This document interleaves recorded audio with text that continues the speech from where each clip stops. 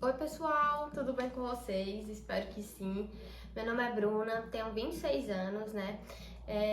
Eu criei esse canal voltado inicialmente para conteúdos de viagens, né? Eu gosto muito de viajar, para dicas, mas hoje eu vou trazer um conteúdo um pouquinho diferente, que eu achei muito interessante, que veio assim na minha mente esses dias e eu achei muito legal de trazer aqui, compartilhar um pouco com vocês os meus pensamentos, as minhas reflexões. É, que é como se alegrar em tempos difíceis, né? Esse vídeo está sendo gravado em 2024 e recentemente, né, nós passamos por uma pandemia, nós presenciamos guerras no mundo, catástrofes naturais, né, que são cada vez mais frequentes, não que seja exclusivo da nossa época, da nossa geração, mas estão cada vez mais fortes, mais comuns devido aí a inúmeros fatores que a gente já sabe, né? A própria destruição que o homem vem causando no mundo.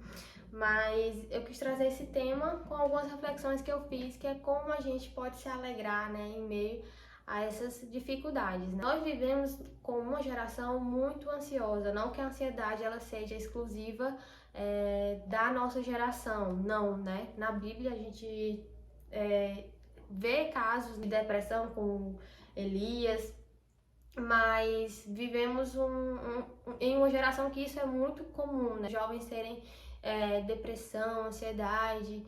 E eu trouxe algumas reflexões e na carta de Paulo aos Filipenses, essa carta ela foi escrita em uma das prisões de Paulo, né? E se a gente for refletir e pensar, a gente só olharia para o lado ruim, né, que é a prisão, todo o sofrimento, mas não. Essa carta ela é conhecida como uma carta de alegria, porque Paulo ele ensina nessa carta como se alegrar e tirar proveito ali naquela situação, mesmo parecendo ruim, mas ele conseguia ver o lado bom daquilo, né? Então, na carta de Paulo, ele relata como o evangelho ele vem sendo mais conhecido através da prisão dele, né? Como as pessoas elas têm se encorajado mais a pregar o evangelho, a conhecer a Cristo através de sua prisão e como ele se alegra com isso, como isso é bom, como isso é uma honra para ele. Então, capítulo 4, versículo 4, ele fala: alegrem-se sempre no Senhor. Repito, alegrem-se.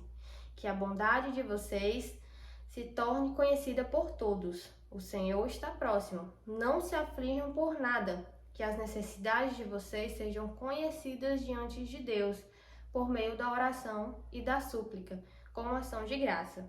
E a paz de Deus, que supera toda compreensão, guardará os corações e pensamentos de vocês em Cristo Jesus. Então, Paulo, ele é bem claro, né? E ele é bem enfático nessa passagem, porque ele fala que a gente tem que se alegrar no Senhor. E não devemos se afligir por nada. Muitas vezes nós condicionamos a nossa alegria e a nossa felicidade em coisas da terra. Eu só vou ser feliz quando eu tiver minha casa própria, ou eu só vou ser feliz quando eu tiver um carro do ano, ou uma família completa. Mas nós muitas vezes nos esquecemos que nossa felicidade completa ela deve estar condicionada a Cristo, né? Só Ele tem a paz que nós precisamos e consegue nos preencher por completo. Então ele fala que as necessidades de vocês sejam conhecidas diante de Deus. Então todas as nossas necessidades, o que precisamos, o que necessitamos, elas devem ser apresentadas a Deus através das nossas orações e das nossas súplicas. Nós temos que ter a esperança de que Ele vai suprir tudo o que precisamos. No versículo 7 ele fala: e a paz de Deus, que supera toda a compreensão, guardará os corações e pensamentos de vocês em Cristo Jesus, que é onde nós devemos estar centrados. Indo para Romanos, né, no capítulo 12, versículo 12, fala: alegres na esperança, perseverantes na tribulação, constante na oração, solidário com as necessidades dos santos, praticando a hospitalidade. Abençoe os que perseguem vocês, abençoem e não amaldiçoem.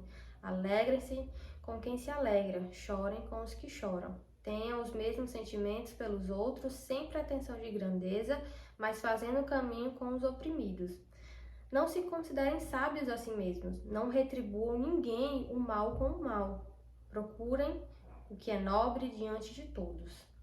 Então, Romanos nessa passagem deixa bem claro que a nossa alegria ela deve sempre estar centrada na esperança e não no que estamos passando. Então, a palavra ela fala que nós devemos ser perseverantes ali nas tribulações. Então, a nossa alegria ela não pode estar condicionada somente a quando tudo vai bem nas nossas vidas ou quando a gente não está passando por nenhum problema, está tudo dando certo. Não podemos deixar que a nossa felicidade seja condicionada somente a essas circunstâncias.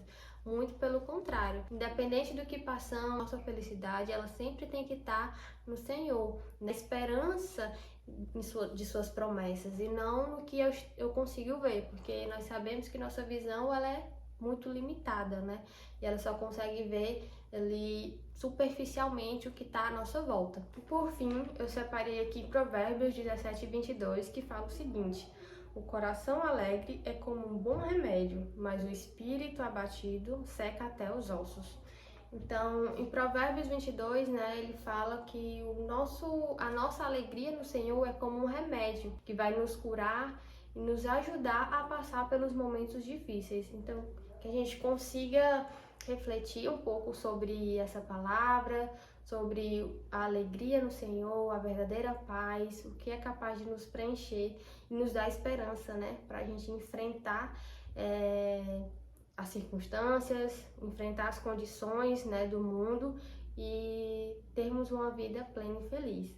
Então, se você gostou desse vídeo, desse tipo de conteúdo, deixa o like, comenta aqui, né, alguma situação que você passou, que te entristeceu, ou que você buscou alegria no Senhor. E é isso, um beijo, gente, até a próxima.